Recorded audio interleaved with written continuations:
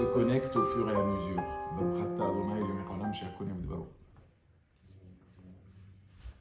Voilà, mes chers amis, nous allons bien sûr dédier ces quelques paroles à la mémoire des Niftarim, de toutes les personnes que nous venons de citer, et puis en même temps pour la bénédiction de tous nos malades, que Dieu leur envoie une refoua shelema en narfam vechenerason lomar amen. Voilà donc ce Shabbat, le Shabbat qui va arriver bien entendu, nous allons lire la paracha de Emor. Vous allez comprendre pourquoi. Et dans cette paracha de Emor, il est question des règles concernant les Kohanim. On va essayer avec vous sur le 4e chapitre, nous avons une Mishnah qui parle des différentes couronnes. Et puis il y a aussi une Mishnah dans le 6e chapitre, qui en réalité, le 6e chapitre ne fait pas du tout partie des autres chapitres, des 5 autres chapitres, qui va détailler exactement l'acquisition de ces différentes couronnes. Alors, de quoi il s'agit? Donc, rappelez-vous, la paracha elle parle de Emor, la paracha de Emor que nous allons lire donc, le Shabbat prochain, tout au long de cette semaine. Il y a une mitzvah pour les Kohanim d'être dans une forme de sainteté particulière, encore plus que les enfants d'Israël. Vous savez que le Kohen, lui, a l'obligation et la mitzvah particulière de bénir le peuple d'Israël, même si c'est Dieu qui bénit, mais la bénédiction passe par le Kohen. Il a aussi cette particularité de manger la terouma, il a cette particularité de ne pas se souiller, c'est-à-dire de ne pas être en contact avec la mort, avec toute forme d'impureté. Et on voit aussi que même dans la prêtrise, il y a deux différences dans cette prêtrise. Il y a le Kohen Hédiot, ce qui veut dire le Kohen simple, et vous avez le Kohen qui est le Kohen Agadol, celui qui rentrait une fois par an dans le Saint des Saints. Eh bien celui-là, il a encore une particularité beaucoup plus grande que les autres Kohanim. Et donc la prêtrise, la Keuna, il ne se transmet que de Kohen en Kohen. Pas n'importe qui peut devenir Kohen. Si le père et la mère, en respectant les règles de mariage pour le Kohen, eh bien, s'il y a ce respect-là, les enfants deviennent automatiquement des Kohanim. Si par exemple, le Kohen, il a une particularité, il ne peut pas se marier avec une divorcée, il ne peut pas se marier avec une veuve, etc. Eh bien, s'il se marie, les enfants issus même pas avec une convertie, si il se marie avec une femme qu'il se marie et qu'il a des enfants, ces enfants-là ils n'ont plus le titre de Kohen, même s'ils s'appellent Kohen, mais ils n'ont plus le titre de Kohen. Donc, le texte là nous donne 3 types de couronnes.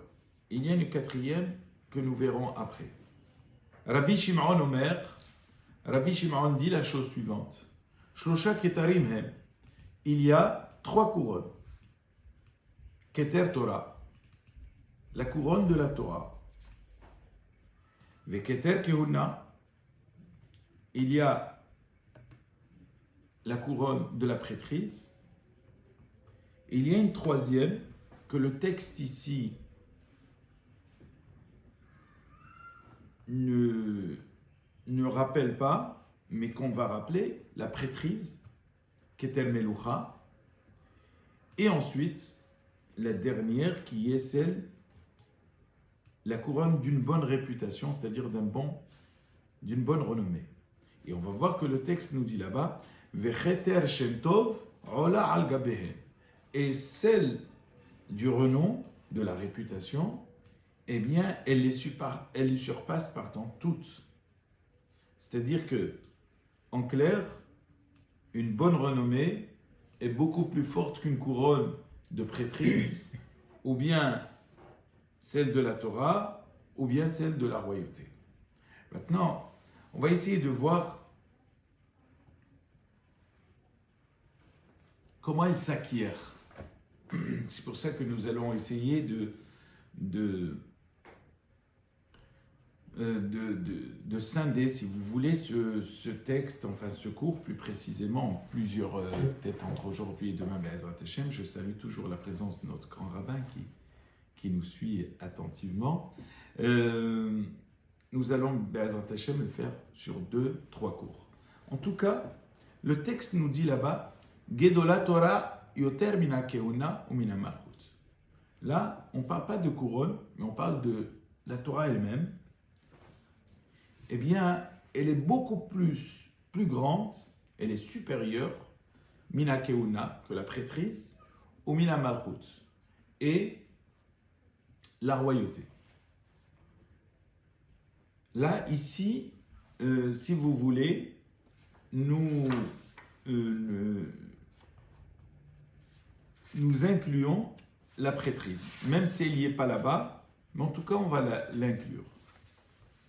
Car, Shea Malchut Niknit Bishloshim Ma'alot. Car la royauté, elle s'acquiert avec 30 degrés. Et Ve'akeuna Be'esrim Ve'arba. La prêtrise, elle, il faut 24 qualités. 24 étapes, disons. Ou avantages, comme vous voulez. Parce qu'un Kohen, il a quelque chose que l'autre ne peut pas avoir. Ensuite, la Torah, elle, Ve'a Torah niknit be'arba'im u'shmone devarim. Il y a 48 étapes pour pouvoir acquérir la couronne de la Torah. Rappelez-vous, les 3 couronnes, celle de la prêtrise, celle de la royauté, et enfin, celle de, comme on a dit, les 3 couronnes, et celle du renom, qui est au-dessus de toutes. Maintenant, nous avons mis celle de la Torah de côté. Et le texte nous dit ici qu'il y a 48 étapes. Nous allons essayer de développer ces 48 étapes. Bien sûr, pas toutes les étapes, mais nous allons juste voir en réalité que lorsque on croit savoir, quand on a la connaissance et qu'on n'a pas ces étapes-là, eh bien, on peut être le plus grand érudit de la terre. Eh bien, si on n'a pas ces bonnes manières-là, eh bien, notre Torah, là, elle ne va pas avoir de sens. Elle n'aura pas un signe significatif aux yeux des autres. Rappelez-vous la dernière fois ce que nous disons, ce que Rabbi disait, que lorsque nous faisons quelque chose, il faut aussi il faut que notre extérieur soit aussi valable que notre intérieur. Il faut que les bonnes manières suivent l'étude que nous avons. Alors de quoi il s'agit? C'est quoi ces 48 étapes? La première, Talmud. D'abord, l'étude. La première étape, c'est l'étude. Ensuite, il y a Bishmi'at ha'ozen. Il y a l'écoute. L'écoute de l'oreille, c'est-à-dire tendre. Shmi'at ha'ozen veut dire aussi parfois la compréhension. Tendre l'oreille, c'est-à-dire écouter attentivement, pas rêvasser, etc. Parce que si on a envie d'être juste dans notre façon de faire, il faut écouter attentivement. Ensuite, il y a Ba'arichat Sefatayim. On va voir ce que cela veut dire, la prononciation des lèvres. Ensuite, Bekavanat Halev. Il faut la tension du cœur. Cette particularité est importante, on le verra dans la pratique des mitzvot. Ensuite, Bayir'a, Be'ema ou Bir'a, dans la crainte et la révérence, Ba'anava, l'humilité, Besimha, dans la joie, Betahara, dans une forme de pureté de l'esprit et aussi du corps, Beshimush Hachamim, dans le fait d'assister ou de fréquenter les sages. Ensuite, Bedigduk Haveri, c'est-à-dire l'exactitude avec les amis. Ensuite, Bepilpul HaTalmidim. Pilpul HaTalmidim, c'est ce qu'on pourrait, on le traduit par la dialectique avec les disciples. Regardez, dans le mot pilpul, il y a pilpel, c'est-à-dire que comme si quelqu'un veut manger, on lui met un petit piment, ça rehausse un petit peu le sens de l'étude, pour que ça ne soit pas quelque chose de monotone, qu'on n'a pas envie d'écouter. Quand on met le pilpel, ça rehausse un petit peu le goût. C'est ça le pilpul. Ensuite, Be'ishuv, c'est-à-dire dans le calme. Bemikra ou Mishnah, que ce soit dans l'écriture, c'est-à-dire la Torah écrite ou la Torah orale. Ensuite, Bimi'at Shena, il faut bien sûr moins dormir. Bimi'ut Siha, moins parler de choses inutiles. Bimi'ut Sehura aussi, moins se donner moins dans le commerce. Mi'ut Ta'anouk, moins de plaisir. Mi'ut Sehok aussi, moins de tout ce qui est forme de raillerie, de plaisanterie, etc. Bemi'ut Derech aussi, en s'abstenant dans tout ce qui est, en restant dans un cadre, on va dire, normal au niveau de l'intimité. Ensuite, Be'erech Hapaim, la patience. Be'lev Tov, avec un bon cœur. Be'umunat Hachamim, c'est la confiance en les sages. Be'kabbalat Isurim,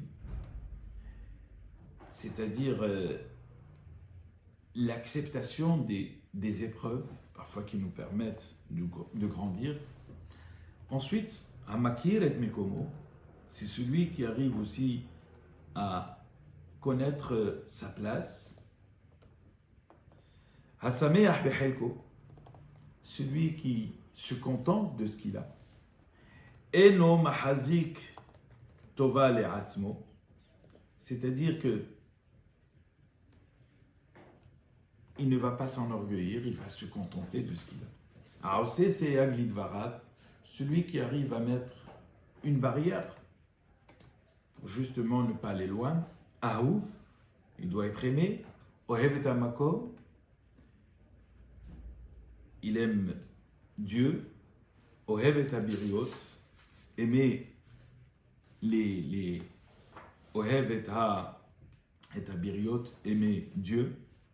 C'est-à-dire finalement, on est aimé des hommes, on est aimé de Dieu parce que aussi on est aimé des hommes. Ohev et Atochachot, celui qui accepte aussi les remontrances. Pardon. Ohev et Hamesharim. Et celui qui aime ce qui est une forme c'est-à-dire finalement aimer une forme de directive, des directives, voilà. Ensuite, mitrahek minakavot, s'éloigner de tout ce qui est vanité, de tout ce qui est honneur. Lo megis lidbo batalmut, ne pas se réjouir de l'étude que l'on pourrait, comment dirais-je, qu'on pourrait avoir et montrer qu'on est fier et il y a une forme de fierté mal déplacée. Et no sameach behora'a, c'est-à-dire il n'est pas heureux de recevoir une forme de remontrance. Ensuite, machriyah lechavzchut, toujours jugé avec indulgence. Ma'ad mido ala emet, tout ça, c'est toute cette partie-là, si vous voulez, nous la mettrons de côté, mais toute cette partie, jusqu'à la fin, c'est aussi la relation avec son prochain. Il y a, dans ces 48-là, au fait, il va y avoir 24 qui sont en relation entre Dieu et l'homme, et puis le reste, c'est 24 avec le prochain. On peut aller, si vous voulez, jusqu'à la fin. Ma'amidu ala emet, ma'amidu ala shalom, cherche la paix, mityashev betalmudo, shoel ka'inyan ou meshiv ka'alacha, ce sont la précision de poser les questions dans un ordre précis. Shomei arum mosif, écoute, il rajoute, alomed, almelad, nelamed, quand il apprend, c'est dans un but de transmettre. Lorsqu'on lomed, almenat la'asot, on apprend aussi dans un but de faire. Mahkim et rabo, v'amchaben et shmuato, donc apprendre pour pouvoir accomplir. Ensuite, promouvoir la sagesse de son maître, noter toujours avec précision ce que l'on a entendu, et puis citer les choses au nom de celui qui les a dites. Voilà, comme nous l'avons appris dans Esther, comme il est marqué là-bas,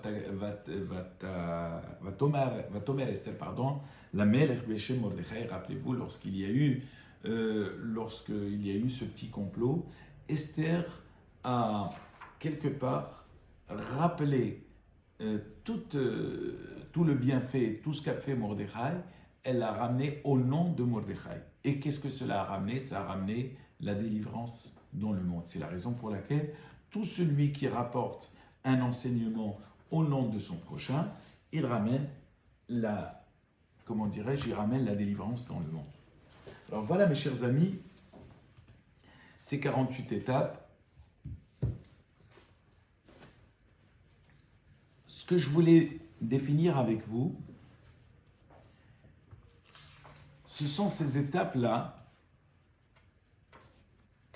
qui sont supérieures finalement. Elles sont supérieures à la prêtrise et à la royauté. La royauté, elle appartient au monde davidique. La royauté qui émane directement de Dieu, eh bien, elle ne peut pas se transmettre à d'autres que les co-descendants de David. S'agissant de la prêtrise, pas n'importe qui, Vecholzar et tout étranger qui mangerait par exemple de la terouma, ce prélèvement qui est explicitement prévu pour les prêtres, eh bien il est frappé de retranchement, c'est-à-dire son âme est retranchée. Donc c'est la raison pour laquelle ces couronnes-là ne nous sont pas accessibles. Mais celles de la Torah, on va voir que elle les dépasse toutes. Parce que celle de la Torah, elle nous apprend, elle nous donne la marche à suivre dans ce monde. Elle nous libère, comme je disais la dernière fois, elle nous trace ce long couloir qui nous mène jusqu'à la vie dans l'autre monde.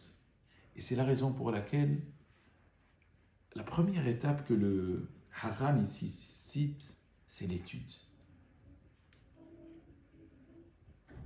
Car sans un maître, sans un rav, on ne pourra pas éviter les erreurs. Alors, vous me direz, on a plusieurs... c'est pour ça que c'est marqué Talmud. Et on verra beaucoup plus tard, Shmirat HaOzen, qui veut dire il faut attentivement tendre l'oreille, c'est-à-dire on va tendre l'oreille à quelqu'un avec qui on est suffisamment proche. C'est-à-dire que le texte ici vient nous dire quelque chose de très important. Souvent, quand on va consulter un rabbin,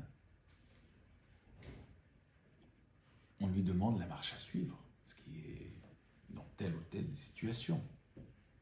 Mais le texte va nous dire la chose suivante ici, qu'il faut savoir tendre l'oreille et écouter attentivement. Et parfois, on n'a pas envie d'écouter attentivement parce que la réponse peut ne pas nous satisfaire. Et il faut surtout ne pas dire, tiens, je vais aller chez tel rabbin qui va m'interdire cela, qui va me permettre cela, alors que celui-là, il m'interdit. Ou donc celui-là, je vais le consulter que pour ça, et l'autre parce qu'il est plus, on va dire, plus méquille, moins exigeant au niveau de la halakha, donc je vais lui demander. Eh bien, le Hacham ici, il dit, c'est marqué Asele Harav. Il y a une obligation d'avoir un maître. Pourquoi? Pour qu'il n'y ait pas de contradiction même dans ta tête.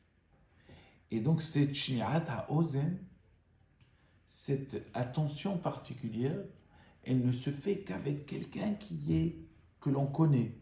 On tend généralement l'oreille et on essaie d'écouter celui avec qui on partage des choses. Et là, le Rav ici ne revient pas sur cela parce que précédemment, nous avons dit qu'il fallait absolument Aselecha Rav. Ensuite, quand on est petit et quand on apprend quelque chose de son maître, qu'est-ce qu'il y a lieu de faire? Eh bien, ces paroles doivent être sur tes lèvres. Il faut les répéter à voix haute pour ne pas les oublier. Vous savez ce qui me revient souvent, quand on était à la yeshiva, quand on était petit, on avait des maîtres qui nous enseignaient, bien entendu, Zichrona Bracha, Badlul Haïm, ceux qui sont encore en vie, et merci à eux de nous avoir transmis ces valeurs de la Torah. Eh bien, ils nous faisaient répéter tous en groupe. Et je vais vous dire une chose, ce qui est répété ne s'oublie pas. Ce qui est lu qu'avec les yeux, il est lu avec les yeux, on ne se rappelle même pas ce qu'on a lu. Mais ce qu'on a lu, ce qu'on a répété, ce qu'on a prononcé, ne s'oublie pas. Et finalement, quand on prononce, ce qui est prononcé reste finalement gravé dans notre mémoire. C'est le même système que la prière. Quand on prononce une prière, elle va rester gravée, parce qu'on l'a répétée tellement, comme les enfants qui répètent sans cesse le Hashri ou je vais avec leur prof, ou le schéma ou la El Barour. Tout le monde connaît ça. Ah mais attends, mais comment tu dis tu l'as aimé? Parce que tu l'as répété souvent. Ce qui est répété, ce qui est appris et répété est forcément acquis. Ensuite, la quatrième étape que le sage nous ramène, c'est Kavanat Halev, l'attention du cœur.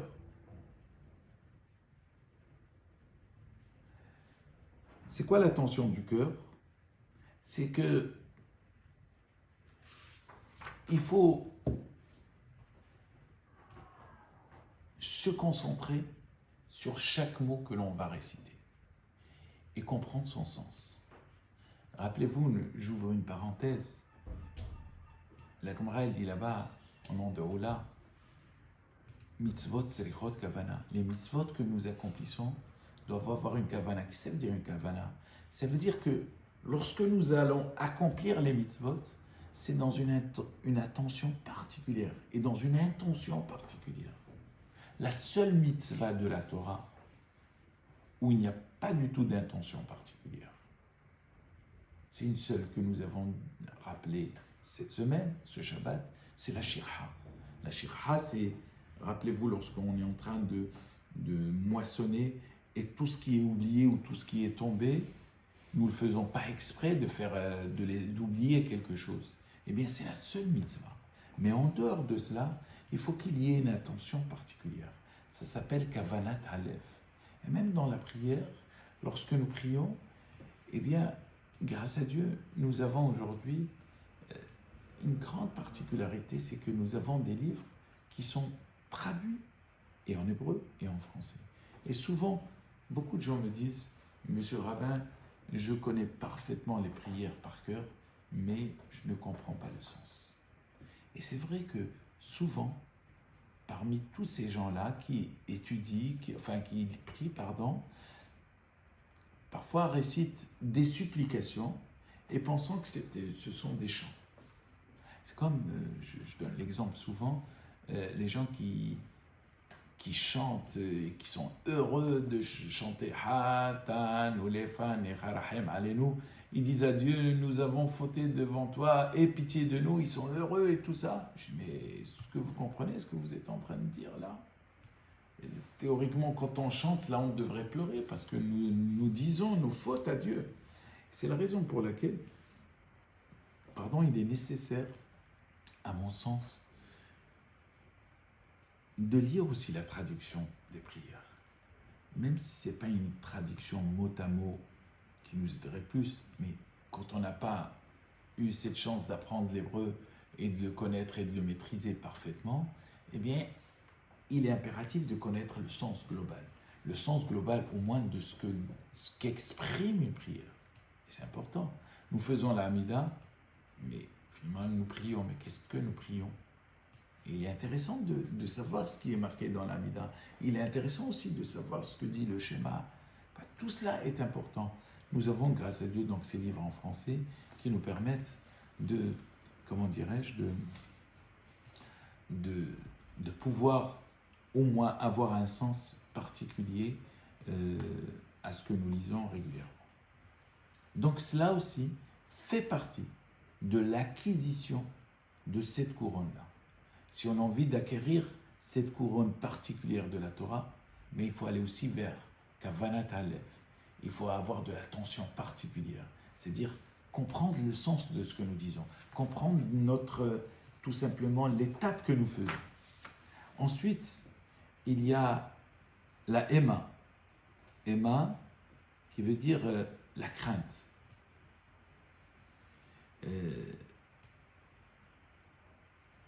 Quand on est petit, forcément. Et d'ailleurs, c'est le problème qui ressort, qui explique entre autres l'échec aujourd'hui dans le système actuel, dans l'éducation actuelle.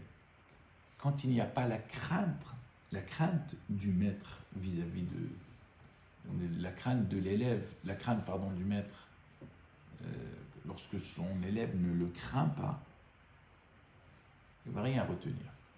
Il y a une forme de crainte, pas la crainte que nous avons connue, que certains, pas nous encore on est jeunes, mais nos aïeux, ceux qui ont connu ça d'une manière, on va dire, presque violente. Il ne s'agit pas de la violence, loin de là. Mais cette crainte-là, c'est, rappelez-vous, le maître, il donne toujours à l'élève, il le prépare, comme je le dis, il lui donne une bonne place dans ce monde et il lui prépare jusqu'à 120 ans aussi de la place dans l'autre monde. Donc, lorsqu'un élève craint son maître, il finira par prêter attention à toutes ses paroles. Mais s'il ne le craint pas, il finira même par le contrarier. Et donc le maître ne lui transmettra pas. Ensuite, il y a la Emma, donc c'est cette crainte, une vraie crainte, comme on a peur. Pas peur d'être violenté, mais on a peur parce que c'est une forme de peur, une forme de révérence, mais un petit peu peur quand même dans ce cas-là. Il y a la Yir'a. Afin de comprendre la Torah, il faut absolument posséder ce qu'on appelle la crainte du ciel. Yir'at Shamayim, comme il est marqué là-bas, Yir'at Hashem Teora Omedet La'at. Reshit Chochma, c'est marqué, Reshit Chochma Yir'at Hashem. Le début de la sagesse, c'est la crainte de Dieu. C'est-à-dire celui qui se dit, je vais vers l'acquisition de la sagesse, vers l'acquisition de cette couronne, la première étape, c'est la crainte de Dieu. Vous savez, l'étude de la Torah, elle est en rien comparable à une autre étude, à des études profanes. L'étude de la Torah, c'est une forme de discipline. C'est une discipline que la Torah nous demande. C'est une vraie discipline. Plus qu'une autre science. Bon, s'il n'a pas fait ça, il se rattrape. Bien, dans la Torah, il y a une vraie discipline. Cette crainte-là, La crainte du ciel, c'est dire craindre Dieu, c'est une forme de révérence. Cette crainte-là, ça veut dire, il y a deux sortes de crainte. J'ai peur que Dieu me punisse. Oui, on a aussi cette peur-là. Il y a beaucoup de gens qui ne vont pas faire parce qu'ils ont cette crainte. Mais la crainte dont on parle là, ici, c'est une crainte d'amour. Cette crainte-là, elle est tellement particulière que sans cette crainte-là, sans cet amour particulier, sans ce kavod particulier-là, eh bien, il n'y a pas de sagesse. Imen ira en chokhma. Nous l'avons dit la dernière fois. Et nous, comme nous l'avons dit, Reshit chokhma irat Hashem. Celui qui a envie d'aller vers la crainte de Dieu, eh bien, il doit préalablement, vers la sagesse, pardon, il doit préalablement craindre Dieu. Enfin, et encore une ou deux étapes, comme ça nous ferons Arvit, et nous terminerons Be'ezrat Hashem ce cours demain. Il y a aussi l'humilité. L'humilité, c'est la Hanaba.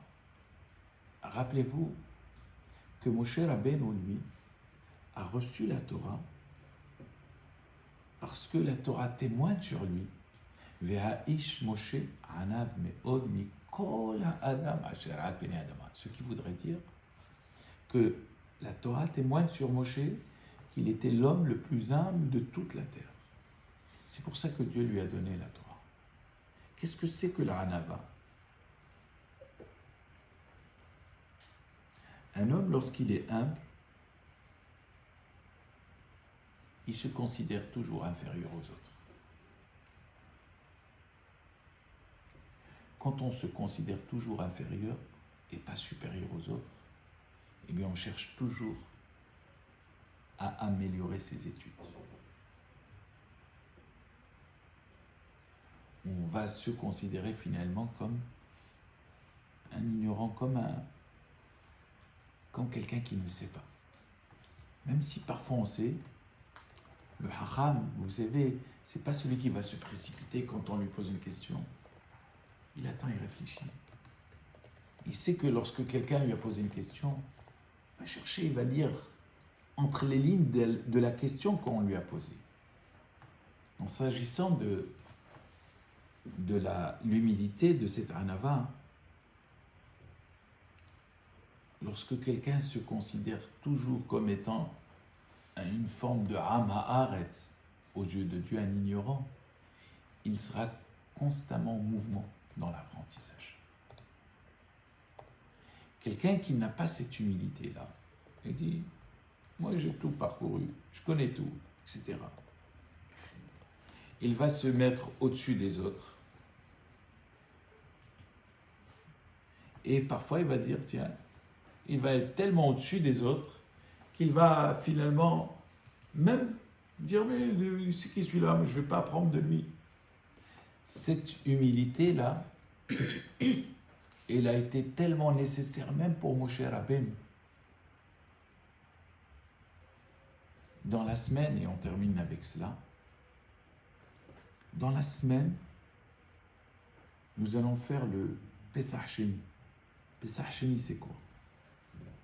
Pesach Sheni, c'est... Il y a eu un groupe qui est parti voir Moshe Rabbeinu. Ils lui ont dit, notre maître Moshe, nous avons été atteints par une forme d'impureté qui nécessitait de nous mettre à l'écart pendant toute la période de notre Toum'a. Quelqu'un qui est impur est mis à l'écart pendant 7 jours, et à la fin du 7e jour, il était aspergé par les cendres de la vache rousse, et avec tout ce qui suivait avec cette eau qui était mélangée avec, et le 3e et le 7e jour, bien sûr, après il devenait pur. Mais en étant impur, il ne pouvait avoir ni contact, ni rien faire. Continuer ses prières, etc. Mais il ne pouvait pas avoir le contact avec les autres. C'est comme à l'instar de ceux qui sont presque mis à l'écart. Ceux qui sont confinés ne peuvent pas toucher les autres. Là, bien sûr, il ne s'agit pas d'une maladie corporelle, s'il s'agit d'un écart spirituel. Pour se rapprocher, pour s'éloigner de l'impureté, il faut se mettre à l'écart, et au fur et à mesure, pendant les 3e et 7 jours, au moment où on va recevoir cette eau lustrale, on va se purifier. Voilà qu'il y a eu un groupe qui ont accompli une mitzvah. Alors certains diront, ils ont accompli une mitzvah en rentrant dans le Saint des Saints et en notant les 2 enfants de Aaron qui sont morts à l'intérieur parce qu'ils avaient, rappelez-vous, les 2 enfants d'Aaron avaient approché un feu profane. Ils vont mourir sur place et il était strictement interdit de rentrer dans le Saint des Saints, donc ils les ont tirés, donc ils étaient en contact avec eux en plus, donc ils ont dû les enterrer et ainsi de suite. Ou bien certains diront qu'il portait le cercueil de Yosef. Rappelez-vous que Joseph, lorsque celui-ci, avant de mourir, il a dit à ses frères, Pakod ifkod Hashem, ve'alitem et atzmotaim liseh etechem, Dieu vous délivrera de ce pays, mais vous n'oublierez pas d'emporter avec vous mes ossements.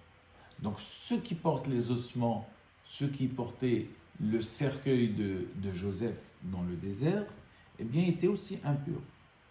Dans cet état d'esprit, il est marqué concernant le sacrifice de Pessah, il y a bien sûr des étapes. Tout celui qui est incirconcis ne peut pas le manger, et tout celui qui est impur. Or, ces personnes-là n'ont pas choisi leur impureté. Qu'est-ce qu'ils font? Est-ce qu'ils se mélangent avec tout le monde? Ils ne peuvent pas, parce qu'ils sont impurs. Ou bien, ils ne le font pas, tant pis. Mais en même temps, ils auraient bien voulu le faire, parce que ce n'était pas dépendant de leur volonté.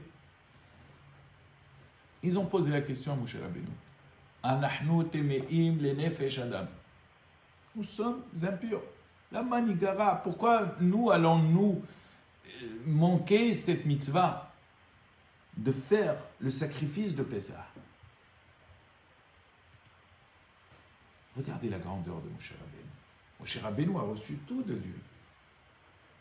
Bon, certains diront qu'il a oublié par rapport à telle ou telle chose, mais la grandeur d'un sage, c'est de dire, je ne sais pas, restez debout, je vais écouter la parole, je vais demander à Dieu, je vais écouter, je vais lui poser la question d'une manière claire, et il va me dire, Dieu lui répond, il lui dit, oui, ils ont raison, ceux qui ont été éloignés, etc., ils pourront le faire un mois après. Un mois après, c'était quand? C'est le 14 Iyar. C'est pour ça qu'on l'appelle Pessah Sheni. Le Pessah Sheni a été fait pour ces gens qui étaient impurs. Moshe Rabbeinu ne connaissait pas cette halakha. Alors, peu importe les règles, les raisons qui ont mené Moshe Rabbeinu à l'oublier, mais imaginons un temps soit peu, si c'était un dirigeant, Moshe Rabbeinu, qui n'était pas pourvu de cette humilité-là, il aurait dit n'importe quoi. Mais moi j'ai reçu la Torah, donc je connais tout. Ah non, je ne vais pas consulter un autre avocat, ça y est, je connais tout. Pourquoi? Il y a des choses que tu peux ne pas connaître. Il y a des choses qu'on ne peut pas connaître. Ou il y a des choses qu'on peut connaître, mais qu'on ne les connaît pas très bien. Indouv et Eshmer. La grandeur de Moshe Rabbeinu a été de demander la marche à suivre à Dieu. Et ça, c'est l'humilité. Ça aussi, c'est la forme d'humilité. L'humilité nous permet de ne pas être dans l'ignorance. Parce que celui qui dit « je sais », peut-être qu'il ne sait pas. Peut-être qu'il dit juste ça parce qu'il faut le dire pour ne pas avoir honte devant les autres. Eh bien, il ne faut pas avoir honte de dire que je ne sais pas. Le hacham aussi, c'est celui qui dit « oui, je ne sais pas ». Et qui va ramener l'homme sage à dire cela? C'est la crainte de Dieu et l'humilité. Ces deux sont donc les étapes que nous avons vues précédemment.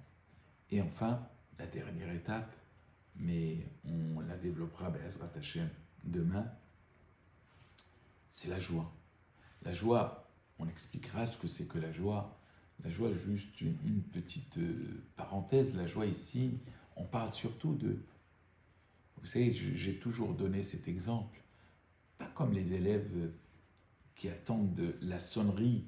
Quand on est en classe, on attend, on regarde toutes les 2-3 minutes, la sonnerie avec impatience pour aller en récréation. Il ne faut pas que lorsqu'on accomplit une mitzvah, il ne faut pas que ça soit un joug que nous avons sur nos épaules et qu'on a envie de se décharger le plus rapidement. Eh bien, ça c'est une partie de la joie, mais nous verrons aussi que la Torah elle fait référence à cela dans une paracha qui s'appelle Kitavo, que ce que Dieu exige de nous, c'est de servir Dieu avec joie.